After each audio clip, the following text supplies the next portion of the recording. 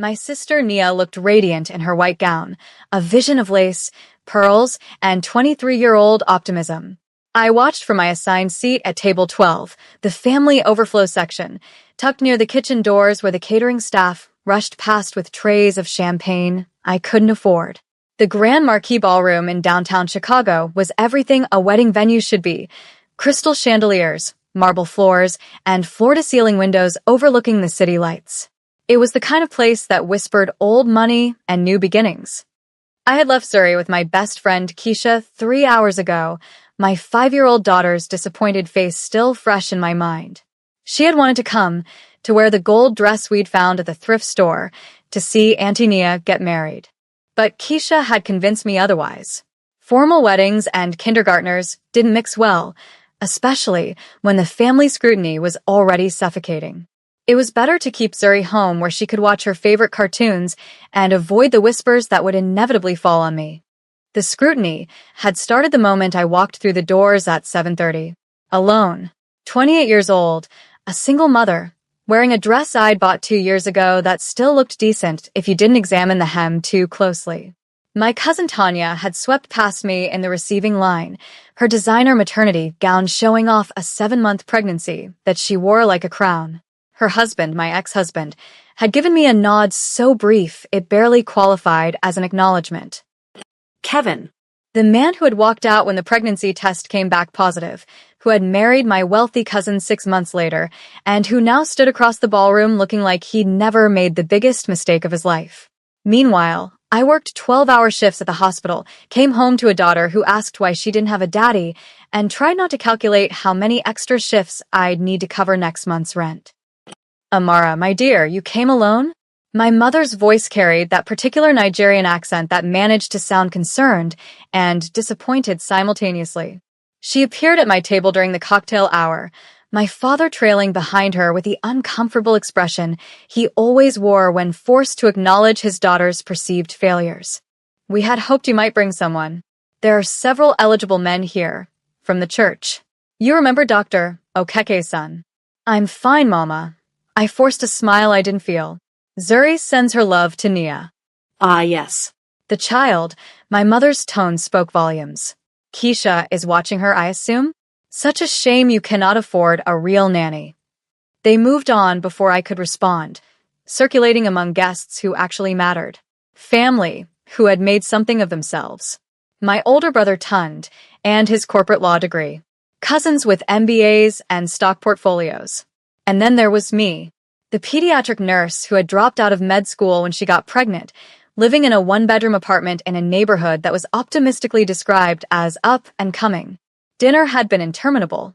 7 courses of food I barely tasted while conversations swirled around me. The couple to my left discussed their vacation home in Lagos. The woman across from me showed off an engagement ring that probably cost more than I made in a year. I smiled and nodded and wondered if anyone would notice if I left early. Then came the dancing.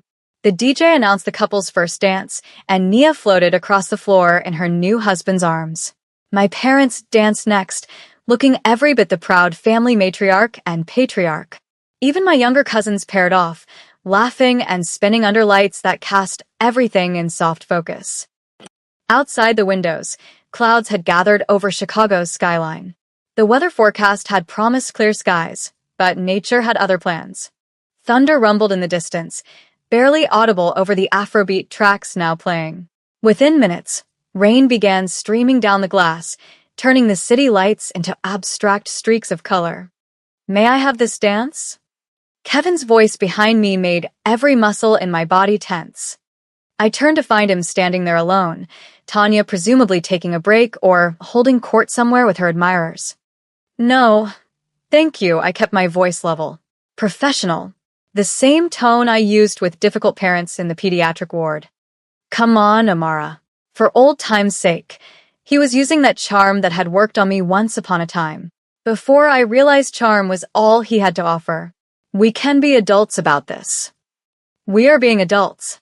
I'm declining your invitation. I turned back toward the dance floor, hoping he'd take the hint and leave. He didn't. You know, it doesn't have to be like this between us. I know I made mistakes, but... Kevin, I stood, suddenly exhausted by the charade. Go back to your pregnant wife. Dance with her. Leave me alone. My pregnant wife who is carrying my legitimate child, he said, the cruelty lurking beneath his charm finally surfacing. Unlike the mistake that cost you your medical degree, I should have slapped him. Should have caused a scene. Should have done anything other than stand there while he walked away, rejoining Tanya, who had appeared at the edge of the dance floor. She looked at me across the room, one hand on her rounded belly, and smiled a victor's smile. The music shifted to something slower, a ballad. Couples filled the floor, swaying together while the storm outside matched the one building in my chest. I sank back into my chair at table 12 and tried very hard not to cry in front of 200 people who already pitied me. That's when I noticed him. He stood near the bar, apart from the crowd, but somehow commanding attention anyway. Tall, with sleek, dark hair and a posture that suggested military discipline or martial arts training. He was East Asian, likely Korean, dressed in a black suit so perfectly tailored it made every other man in the room look disheveled. But it was his face that held my attention. Sharp, angular features, high cheekbones, and eyes that seemed to see straight through every defense I'd spent years constructing. He was watching me, not subtly, not with the passing curiosity of a stranger at a wedding. He was studying me with an intensity that should have made me uncomfortable, but instead sent a completely different kind of shiver down my spine. I looked away first, heat rising in my cheeks against my dark skin. When I glanced back, he was speaking with someone from the groom's family. They exchanged a few words, and then the stranger began moving through the crowd. Toward me. My first instinct was to run, to grab my clutch, and make some excuse about checking on Zuri. But something kept me frozen in my seat while he crossed the ballroom with the confidence of someone who had never been told no in his entire life. He stopped at my table. Up close, he was devastating. "You've been sitting alone all evening," he said. His voice was deep, American but with a cadence that hinted at a second language. "That seems like a waste." "I'm fine," I managed, though my pulse had picked up speed. "Thank you for your concern." "I don't think you are fine." He pulled out the chair beside me without asking permission and sat down. The movement was fluid, practiced. "I think you are miserable and trying very hard not to show it." The observation was so accurate it stole my breath. "You don't know anything about me. I know you came alone to a wedding where everyone else is paired off. I know that man who approached you earlier said something that made you want to disappear. I know you've been checking your phone every 15 minutes, probably thinking about leaving." His lips curved into something that wasn't quite a smile. "Am I wrong?" "That's very observant of you." I set my phone down. "Are you a friend of the bride or groom?" "Neither." "Business associate of the groom's uncle," he gestured vaguely. "They invited me." Mignon Park. He extended his hand. I took it, and his palm was warm against mine, his grip confident without being aggressive. "Amara Adebayo." "Amara," he said my name carefully, respecting the weight of it. "The bride's sister. The one who came alone." Word travels fast. In certain circles, everything travels fast. He released my hand, but didn't move away. "I have a proposition for you, Amara." This should have been where I made my excuses and left, where I remembered I was a single mother with responsibilities. Instead, I heard myself say, "What kind of proposition?" Minjun leaned closer, his voice dropping low enough that only I could hear over the music. "Dance with me. Pretend to be my wife for the rest of the evening. Let everyone here see that you are not alone, not pitted, not forgotten." I stared at him. "You want me to pretend to be married to you? To a complete stranger?" "Why not? It solves both our problems." His expression remained neutral, but something flickered in his dark eyes. "My family and soul is relentless about wanting me to settle down. Your family clearly enjoys reminding you that you are single. We could help each other." "That's insane." Perhaps he stood, offering his hand again. "But the next song is starting. And your ex-husband is watching us from across the room with a very interesting expression on his face. So what do you say, Amara? Will you dance with me and let everyone think you belong to someone who actually appreciates you?" The smart answer was no. The responsible answer was no. I took his hand and stood. "One dance. That's all." His smile was subtle but devastating. "We'll see about that." Minjun led me onto the dance floor with the confidence of someone who owned the room. His hand settled at the small of my back, warm through the fabric of my dress, while his other hand clasped mine. For a man who looked like he could break things without effort, his touch was remarkably controlled. "You dance well," I said as we began moving to the music. "My mother insisted on ballroom lessons," he replied. "She believed a man of status should know how to lead." "She sounds strict." She was. "She passed away 3 years ago." "I'm sorry." "She would have liked you," Minjun said, his dark eyes meeting mine. "She respected strong women. Women who could stand on their own feet. Is that what you think I'm doing? Choosing you, I asked, a slight edge to my voice. "We just met. This is pretend." For now, his hand pressed slightly firmer against my back, guiding me through a turn. But pretend has a way of becoming real when two people are honest about what they want. I should have pulled away. Instead, I found myself moving closer. The song shifted. Around us, couples continued swaying. I caught glimpses of familiar faces watching us. My mother's eyebrows had climbed toward her hairline. Tanya looked confused. And Kevin was staring from his position near the bar with an expression of pure jealousy. "Your ex-husband is very interested in our dance," Minjun observed quietly. "How do you know he's my ex?" "The way he looked at you, like he owned something he'd thrown away and suddenly wanted back now that someone else was picking it up." Minjun's jaw tightened. "Men like that are predictable. You don't know anything about him. I know he abandoned you when you needed him most. I know he married your cousin. And I know he is not worth the tears you have been holding back all evening." I opened my mouth to argue, then closed it. "You're very presumptuous. I prefer observant." The song ended. Applause rippled through the ballroom. Minjun released me slowly, then offered his arm. "Shall we return to your table? I believe your family will have questions." They did. The moment we sat down, my cousin Obi descended on us. "Amara, you didn't mention you were bringing someone." Obi's smile was predatory. "Aren't you going to introduce us?" "This is Minjun Park," I said, trying to sound casual. "Minjun, this is my cousin Obi." "A pleasure." Minjun's smile was polite but cold. "Are you from Chicago, Mr. Park?" "I am now. My family is originally from Seoul, but business brought me here."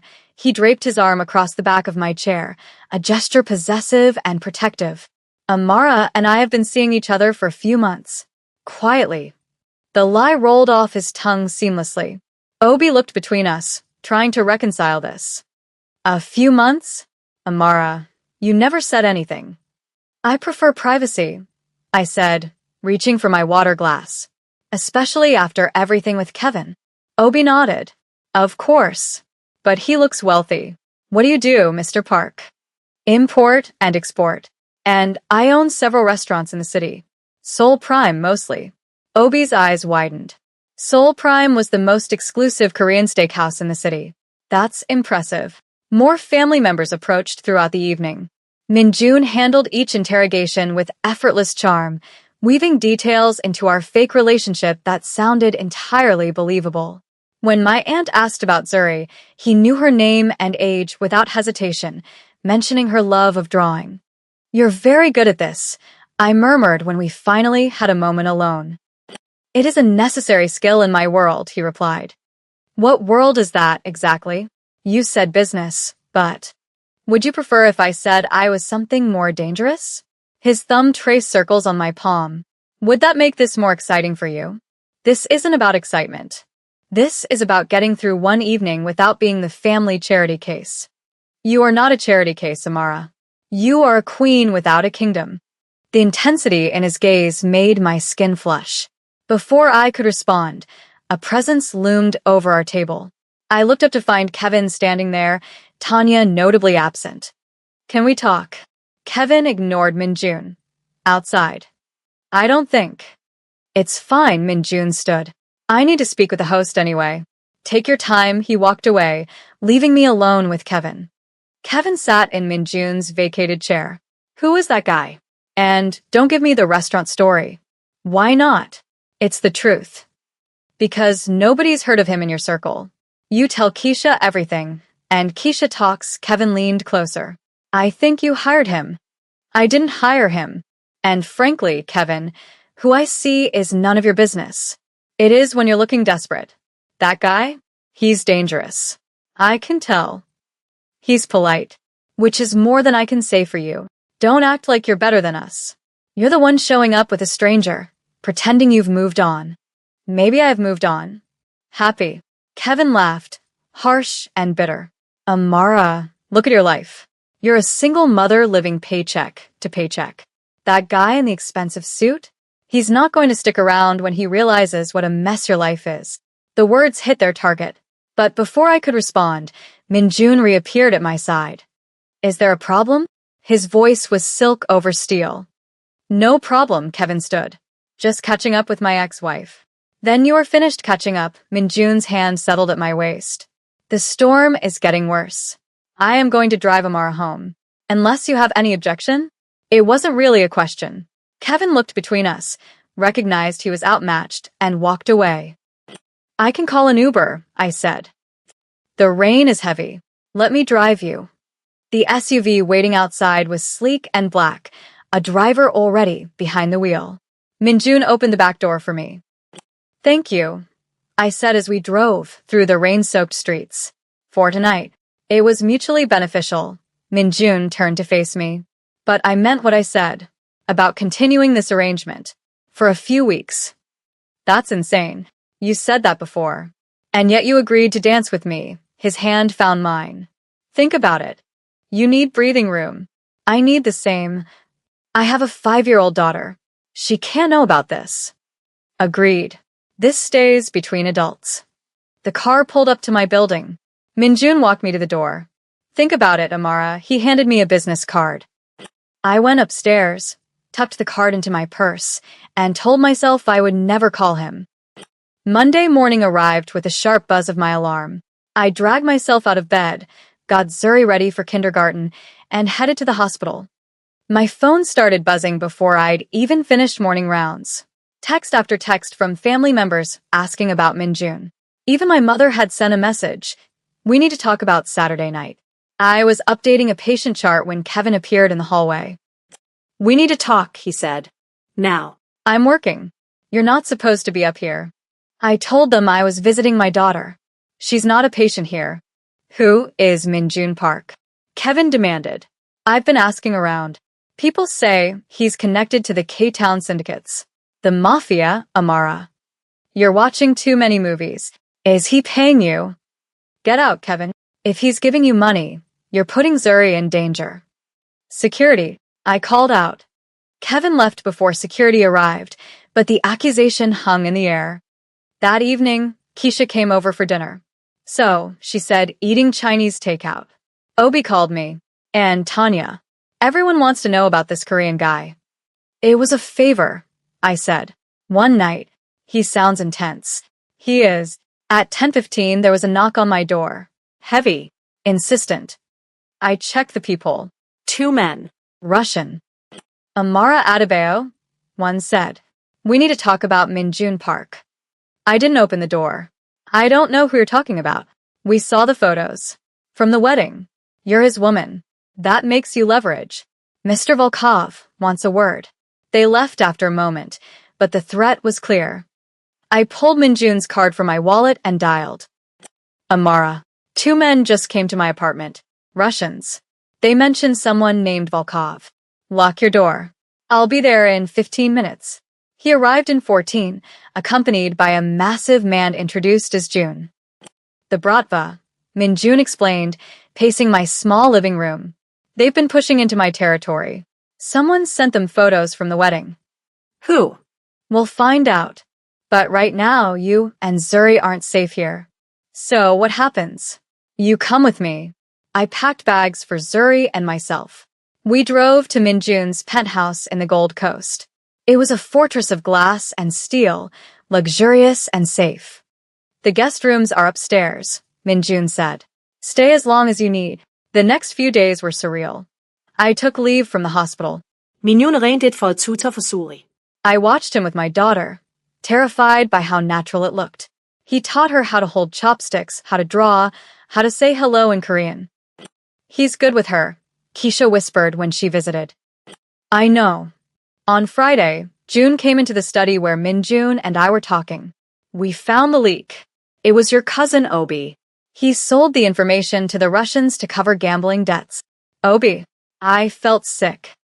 The Russians have him, June added. They're holding him as insurance. We have to get him back, I said, surprising myself. He's family. He betrayed you, Min-jun said. I know. But he's an idiot, not a villain. Min-jun looked at me for a long moment. We will meet with Volkov.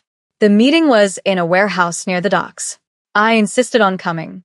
Min-jun tried to stop me, but I refused to be a passive victim. Volkov was an older man, cold and calculating. He sat at a folding table, Obi tied up in the corner, looking terrified. Mr. Park, Volkov said, and the African Queen. Let my cousin go, I said, stepping forward. He owes us money, and you, my dear, are valuable leverage against Mr. Park. I am not leverage, I said, my voice steady despite my fear. And if you think threatening a single mother and a child makes you powerful, you are mistaken. Volkov laughed. She has spirit. She speaks for me, Min-jun said, stepping beside me. Here are the terms. You release her cousin. You leave her and her daughter alone. In exchange, I give you the commercial rights to the strip mall in Uptown you've been wanting. Done, Volkov said, surprised. We walked out with Obi, who was crying and apologizing. Min-jun had his men take Obi to a hospital.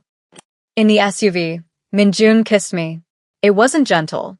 It was fueled by adrenaline and relief. I've wanted to do that since the wedding, he murmured.